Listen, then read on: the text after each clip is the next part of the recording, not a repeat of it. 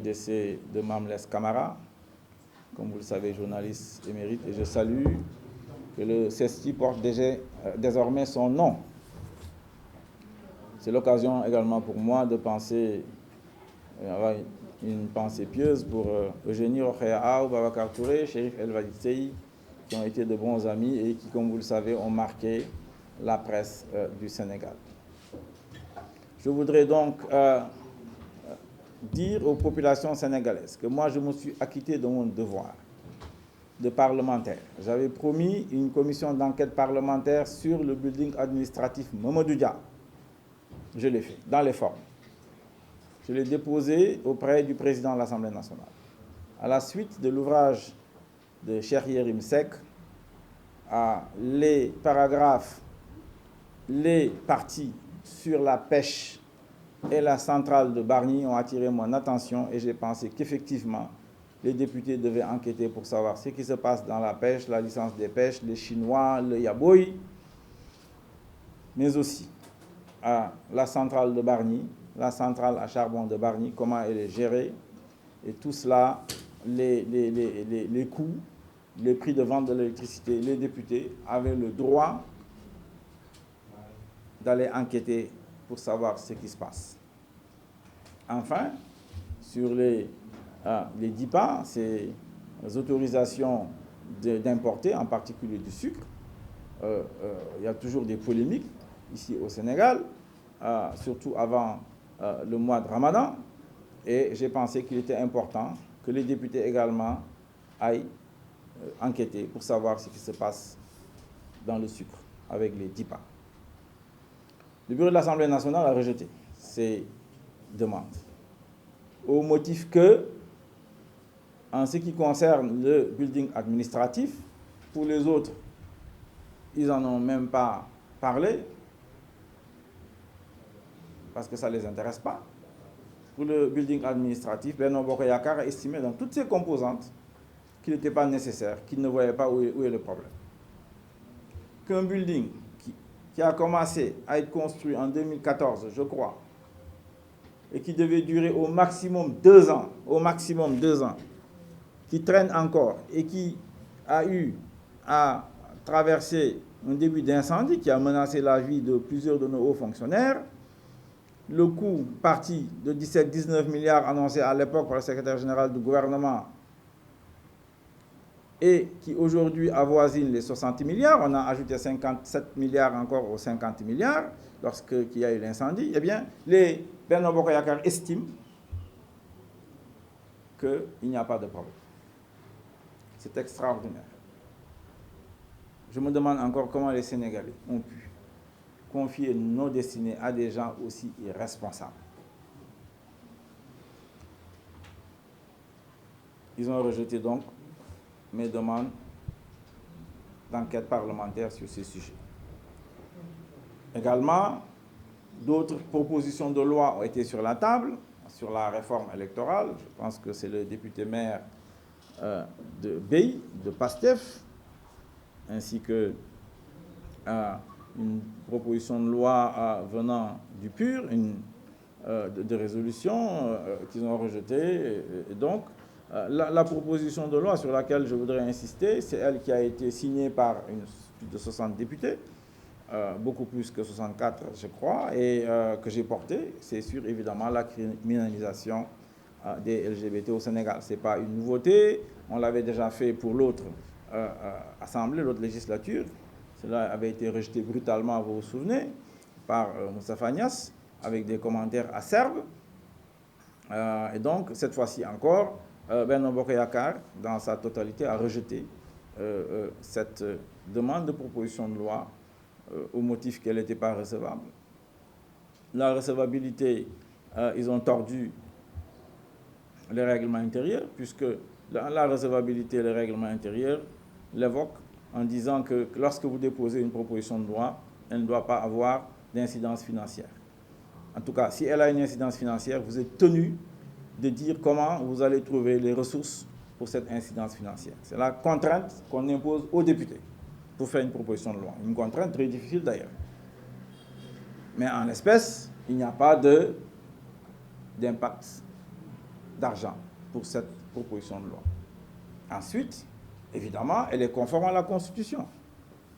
Personne n'ose dire le contraire. Elle est également conforme à la loi en vigueur, puisqu'il s'agit de modifier un article du Code pénal sénégalais. Donc Benno Bokk Yakaar a dit niet, ça ne passera pas, et passer au vote brutalement en empêchant les présidents de groupes parlementaires de voter. Sur ce point, je voudrais rendre ici hommage au député Abou Mbacké Thiam de Wallou, de notre groupe Liberté, Démocratie et Changement, qui a fait des recherches, qui est allé jusqu'en 1978, pour montrer que ce débat avait été posé déjà en 1978, en avril 1978, par le président Abdoulaye Wade. Il était député à l'époque, et il avait bien fait observer que les présidents de groupes parlementaires qui ont les mêmes prérogatives que les membres du bureau, article 18 du règlement intérieur, eh bien, ces présidents de groupe avaient le droit de voter. Et sur ce point-là, il faut qu'on engage une bataille pour que les présidents de groupes parlementaires, qu'on respecte leur droit de vote au niveau du bureau. Parce que si cela avait été le cas, ils n'auraient pas rejeté aussi facilement nos demandes de commission d'enquête parlementaire ainsi que nos propositions de loi. S'agissant de la situation politique actuelle, où tout le monde dit que la paix est menacée au Sénégal, les familles sont inquiètes, les chefs religieux appellent à la paix et à la stabilité. Je voudrais rappeler que Serigne Mountakha Bachir, khalife général des Mourides, nous avait envoyé une délégation en 2021, dirigée à l'époque par Serigne Bass Prohan, pour nous demander à l'opposition de bien considérer que lui-même souhaitait la paix et la stabilité au Sénégal. Ce fut accepté et effectivement l'opposition a suivi le khalife général des Mourides. Cet appel, comme vous le savez, le khalife général des Tidjanes, c'est Babacar Mansour, l'imam Ratib de Thiénaba, c'est Cheikh Ahmadou Seck, les khalifes de ma famille, Ella Sidia de Taslima, Ella Sankoun de Makakoulimantan, tous m'ont dit effectivement il fallait tout faire pour qu'il y ait la paix et la stabilité au Sénégal. La paix et la stabilité au Sénégal dépendent du bon fonctionnement de notre démocratie et de la justice. Or, c'est là où il y a le problème. Parce que le président Macky Sall a décidé de réduire l'opposition à sa plus simple expression. Je le dénonce depuis des années. C'est anticonstitutionnel. C'est illégal. Et il poursuit ce travail-là en mobilisant la justice pour s'attaquer aux leaders politiques, pour les humilier. Le président Macky Sall, il le sait très bien, c'est dans cette salle, nous nous sommes réunis plusieurs fois pour dire que le président Wade n'avait pas droit à un troisième mandat, il le sait très bien. Angor Diarama, quand il a promis, et j'étais là-bas, qu'il allait réduire son premier mandat de 7 à 5, nous tous, qui étions aux assises nationales, nous savons que le Sénégal devait s'engager dans cette voie de 2 mandats de 5 ans, parce que telle était, depuis la commission cellulaire de 1998, la volonté de toute la classe politique du Sénégal. Et donc, c'est parce que Macky Sall a renoncé à ça, veut s'engager dans une troisième candidature, qu'effectivement, que la paix est menacée au Sénégal. C'est parce qu'il veut réduire l'opposition à sa plus simple expression que la paix est menacée au Sénégal. Sous ce registre-là, celui qui est menacé, attaqué directement, c'est Ousmane Sonko. Ce mois de mai, eh bien, il va faire face à des procès. Nous lui assurons toute notre solidarité dans cette bataille pour les libertés et la démocratie du Sénégal. Des centaines de jeunes, de militants, de responsables de PASTEF sont en prison. Des journalistes, Pape Ndiaye, j'avais déjà dit d'ailleurs que Macky, s'il était sincère dans sa volonté de dialoguer, devait commencer par libérer Pape Ndiaye. Au moins, c'est un journaliste. Boubacar Touré de Kaolo,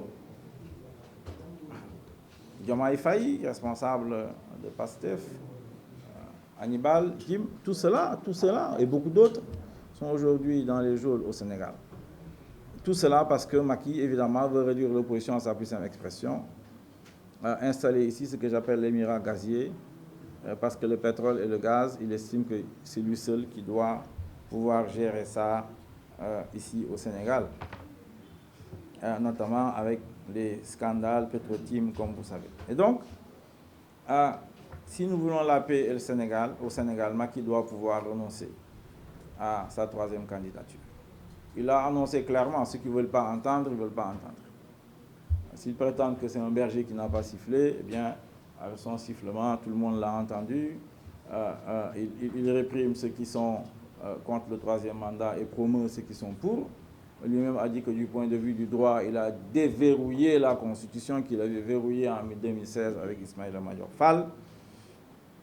Et pour aujourd'hui lui permettre, du point de vue du droit, de pouvoir être candidat et sa candidature recevable par le Conseil constitutionnel, qu'il aurait déjà consulté d'ailleurs, si tel est le cas, eh bien, qu'il mette cette consultation à la disposition du peuple sénégalais dès maintenant.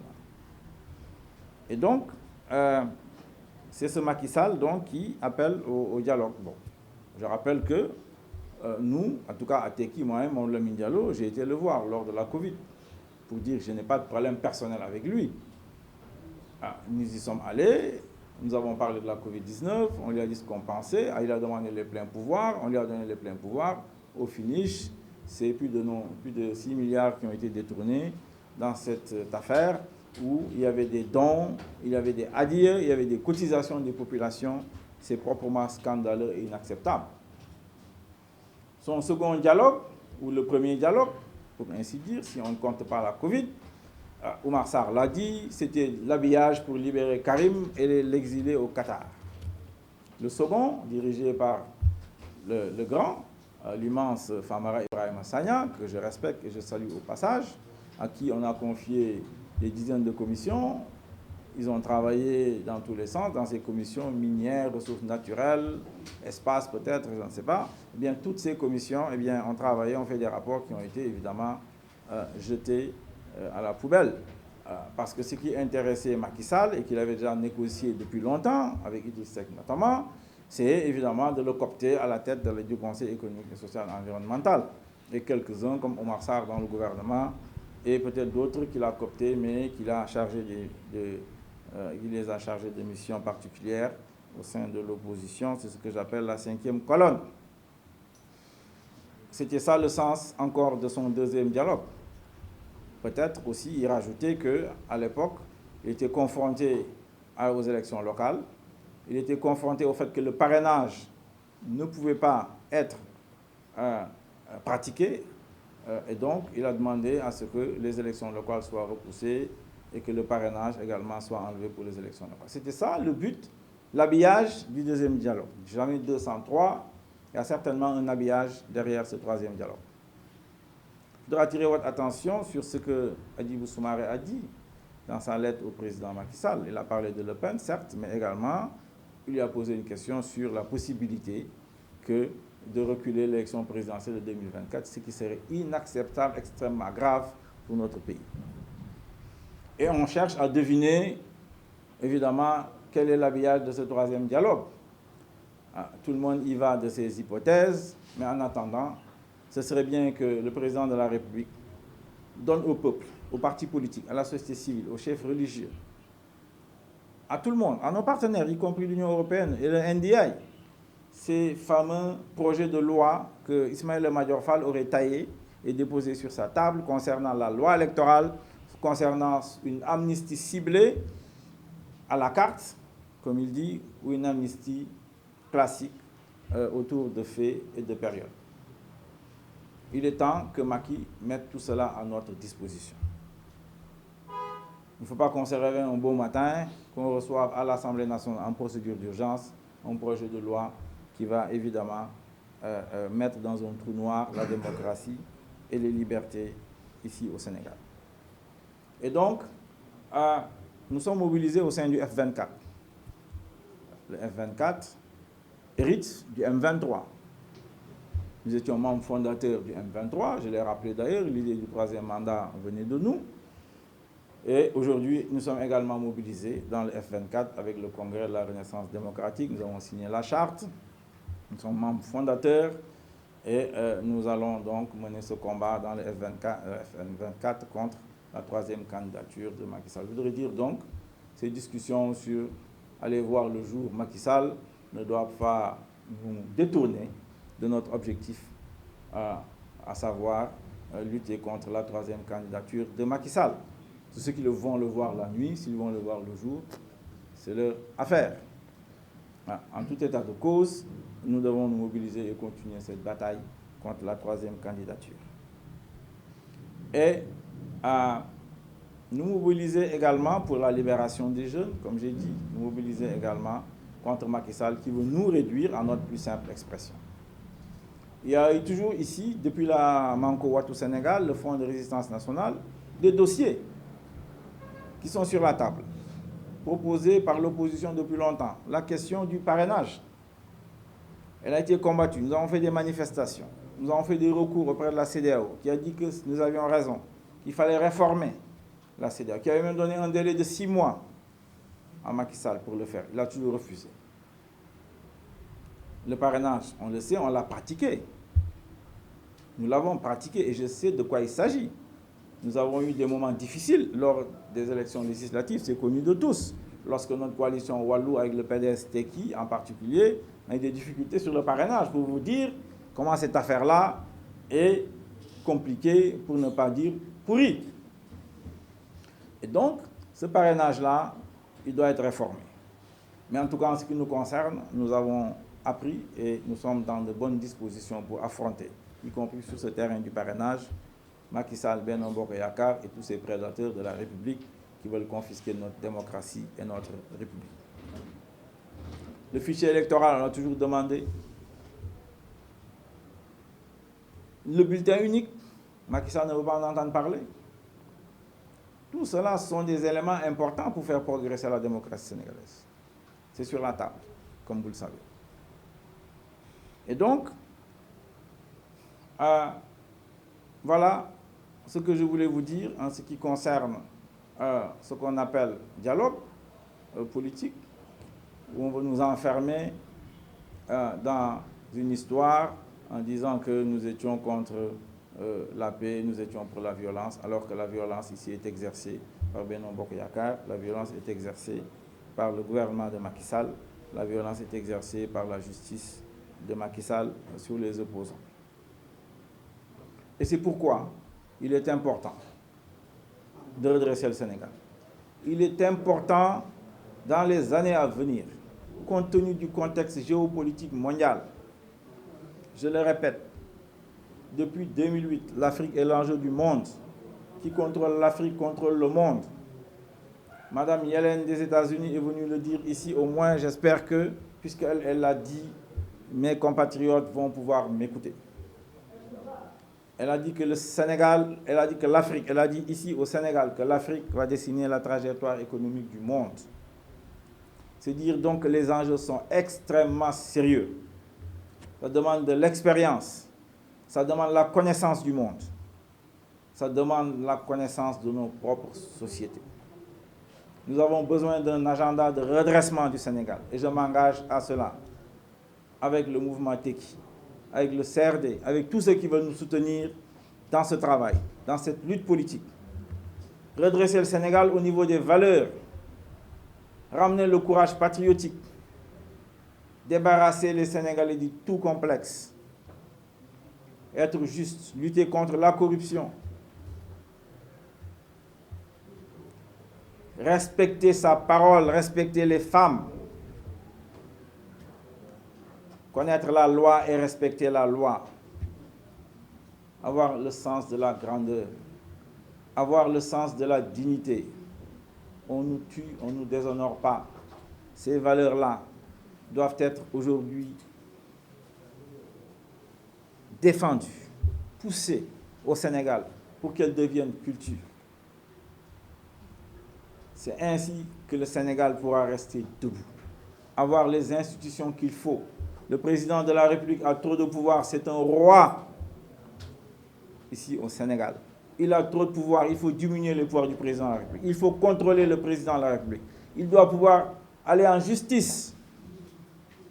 L'Assemblée nationale doit contrôler l'exécutif. Il faut sortir du Raougadou. Il faut supprimer la liste nationale. Avoir une assemblée avec des députés qui soient des patriotes, des députés qui soient responsables, des députés qui aiment leur pays, des députés qui contrôlent l'action du gouvernement. Voilà les réformes dont on a besoin dans ce pays. Une justice qui est juste sur les questions financières et sur les questions politiques notamment. Si on fait cela, il est possible, effectivement, d'engager le Sénégal dans la voie de l'industrialisation. Faire des usines, construire des usines dans des filières bien déterminées que nous savons, que nous avons étudiées.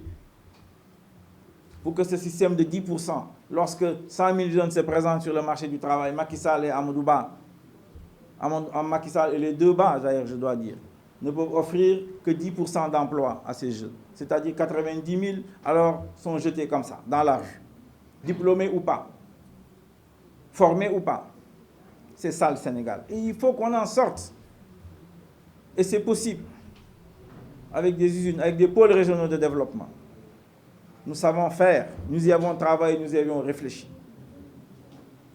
Voilà ce à quoi je vous appelle. Il faut lutter contre la vie chère parce qu'elle est basée sur des importations dont les prix ne sont pas contrôlés par le Sénégal. Il est possible de sortir de tout cela. Je vous y invite. Quand je fais mes tours du pays, dans le cadre d'ISO, Ngir, Tekki, Sénégal, les problèmes d'accès à la terre, au foncier, les problèmes d'accès au financement des femmes se posent. Et c'est pourquoi nous avons pensé que le foncier doit être réformé. Je l'ai dit, il nous faut un ministère des domaines. Nous allons le faire. Nous allons sortir des tiroirs les rapports des commissions domaniales de feu le professeur Moustapha Souran et de maître Doudou Ndoye. Nous allons mettre de l'ordre dans le foncier et être juste, puisque c'est une ressource naturelle qui appartient au peuple, donc aux générations futures, aux jeunes. Les jeunes ont droit au foncier. Je leur dis, ceux qui se marient au bout de 2 ans, sérieusement, doivent pouvoir avoir accès à la terre et on s'y engage. Les femmes parlent de financement. Ils ont de tout petits financements. Des calebasses. Bon. C'est un pis-aller, c'est mieux que rien. Mais ça, ce n'est pas suffisant. Ça, ce n'est pas ça qui va mettre le Sénégal, les femmes sénégalaises sur une autre trajectoire. C'est la raison pour laquelle j'ai proposé une banque des femmes. On met 50 milliards sur la table, c'est possible. Les 15 milliards qu'on gaspille là, de la DER, je ne sais pas comment on les appelle d'ailleurs, les derniers, eh bien, 15 milliards sur 4 ans, ça fait 60 milliards. Donc 50 milliards, c'est à notre portée pour qu'il y ait une banque des femmes. Ou alors, pour certains disent, il faut peut-être un compartiment à l'intérieur d'une grande banque de développement. Mais toujours est-il que ces financements seront dédiés aux femmes. Voilà ce que je voulais vous dire aujourd'hui. Assalamu alaikum wa rahmatullah.